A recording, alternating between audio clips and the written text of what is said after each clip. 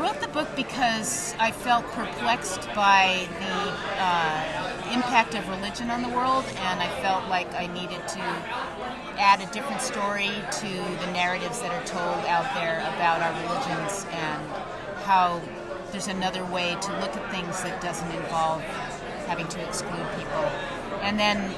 But as I wrote the book, I realized that it would actually make a really great movie as well.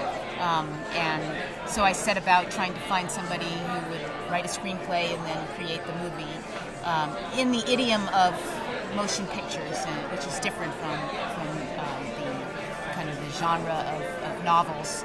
And so I'm really happy with how the movie turned out, and it keeps the essential elements of the book, but it makes it more exciting and more compelling and driving forward and visually beautiful.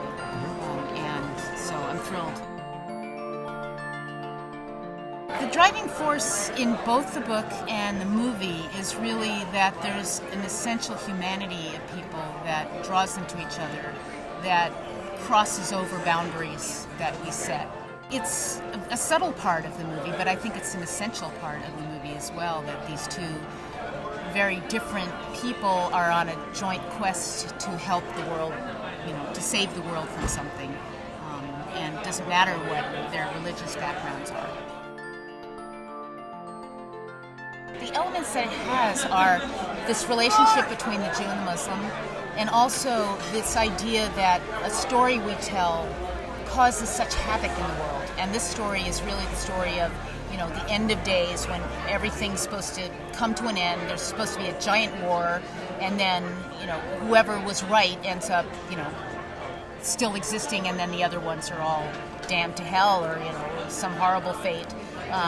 And that's a story that seems to suck us in over and over again.